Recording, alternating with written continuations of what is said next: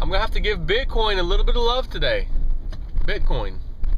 Now, you know, if I had a choice, I would always take gold and silver over Bitcoin. Again, there's 6,000 years of history of gold and silver being money.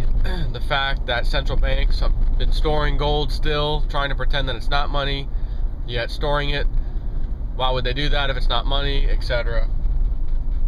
It's been proven to be a perfectly good store of wealth for, again, 6,000 plus years. But, or let me use the other phrase that the person on YouTube corrected me on. Having said that, Bitcoin, on the other hand, it is a digital currency. It is basically a fiat currency because it's not really backed by anything, just like the paper dollar. The interesting thing, though, about Bitcoin is you can't just print as many as you want. They have mining, Bitcoin miners, and there's this little electronic equipment, kind of like little small computer systems, in a sense, with special chips on them in the boards that do nothing but try to break the Bitcoin hash or code, if you will. And every time you break the code, you get 25 Bitcoins.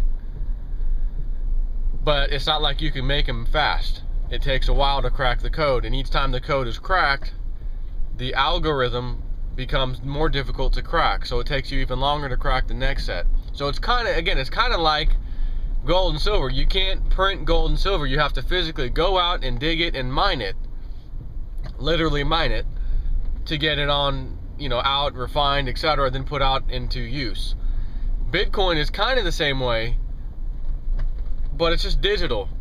Now, sure, if the grid went down or governments imposed some kind of, anti-Bitcoin thing, you'd be in trouble. Now, at the same time, if they tried to do anti-gold and silver, you'd also be in trouble. But again, with all the thousands of years of history, even if they were to do that, it would be short-lived. Because it is a true, gold and silver is a true definition of money. The paper crap out there is not, in any way, shape, or form, definition of money, especially with fractional reserve lending and fractional reserve, the whole entire money system being that way, fractional reserve lending. But Bitcoin, to give you this example I want to talk about, somebody was raided for using Bitcoins in a bad way. I think they were selling drugs on the internet. I think they were referring to that young man, I think he was 21 years old. I think they were referring to him on that case, but FBI caught him. Okay, you're guilty. But normally when the FBI or the police come in and do that, they take your money, your assets, it becomes evidence, and you pretty much lose the money because they're going to try to prove that it was used for buying and selling drugs, etc.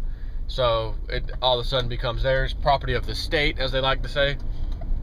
But they had a little problem when they tried to bust this person and take his Bitcoins. Because the nature of Bitcoins are what they are, and they're stored online, in the digital world, the FBI couldn't just go in and take his computer and, okay, we've got his Bitcoins. No. He has his Bitcoins no matter what. So as soon as he gets out of jail, he will have access to his Bitcoins because they are locked with his code, his own encryption, basically. They're stored online, basically, again. So, could you imagine, being a millionaire, let's just say, in paper dollars, like most people think when you hear the word millionaire, but you got that way because you were selling drugs or doing something the feds, whatever, didn't like you to be doing, said it was illegal. In the real world here, they would take your assets, they would take your money, and you would not be getting it back. Even if you did your time, did your jail time, 5-6 years, okay, you're out. That $1 million you made with that drug money is gone. It has been seized, and the feds or local government have used it to buy themselves a nice new car, boat, ammunition, whatever the hell they want. But this particular person will get out and have immediate access to his Bitcoins. And from what I've dude here, because he was selling drugs online, he's probably got quite a few Bitcoins and waiting on him when he gets out. So that is a very, I don't think anything like this has ever happened before, because there was no other like currency that the feds weren't able to get their hands on, because the person always either had it in a bank account or stored in their house somewhere. I mean, I know some of you have seen those pictures going around, it's been around for years, of like Mexican drug cartels. They raided the house, and there was like a 3-bedroom or 4-bedroom house, and one of the bedrooms was stacked full of cash. I don't know what, if it 20s, 100s, whatever it was, but the entire bedroom was like stacked. I mean, there was millions of dollars just in the bedroom. You can probably go search for that image on Google, you know, $1 million raid in bedroom, something, you know, cash in bedroom. You'll see the pictures if you've never seen it before. But again, if that was Bitcoin, these people would still have that money when they got out later. So the other side of this is the feds, government, who doesn't like to lose, just lost. So all it's going to take is some legislation to come around to say you can't use Bitcoins, it is not legal tender, you're violating legal tender laws, etc. And you could go into, it's a federal crime, you know, federal prison if you do that. So the next thing would be, well, how are they going to prove you have Bitcoins? And again, with the NSA spying and all that stuff, trust me, the next time you visit your little Bitcoin store, where they call it a wallet, go online and check your wallet. They could easily track that at the NSA, of course, and easily tell, hey, this person went to this website, logged into the website. Not only that, they'll have the entire transaction, whether it's encrypted or not. I'm sure you know the NSA could probably crack it. So the bottom line is they'll probably end up trying to pass some legislation sooner or later. But it could be possible that by the time they get around to doing that, Bitcoins have already skyrocketed in price, and people will have made a lot of money. Because it is a fact that when Bitcoin first came out, they were only a few dollars when they first came out.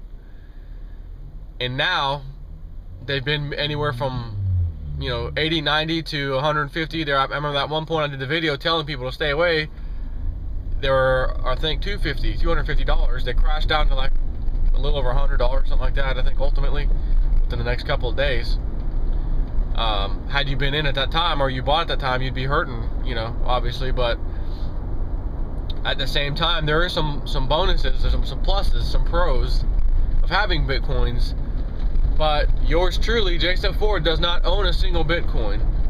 As I've said before, I prefer to put all of my money in silver. I want to go with what history shows is tried and proven. And a digital Bitcoin fiat currency is not tried and proven. It is a new thing.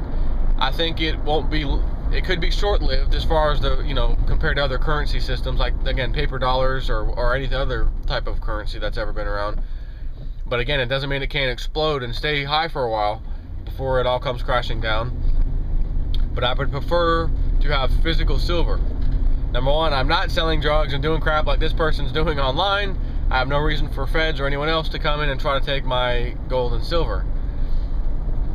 If that ever becomes a problem,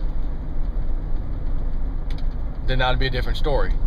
Then it'd be time to sell it and do something, you know, go to the black market and sell it. I still don't think I would.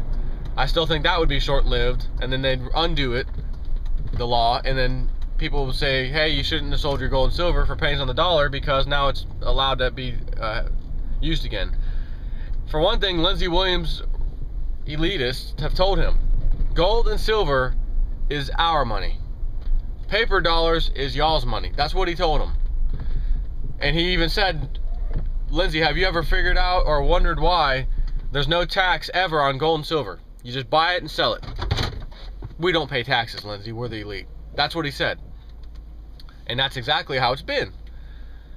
So, if that's going to be the new currency as well of the New World Order, or even the BRICS nations, China, Russia, Brazil, all them, deciding we're going to back our own currency with this stuff, once the dollar finally dies, and that is the plan allegedly, that means gold and silver have to go up no matter what.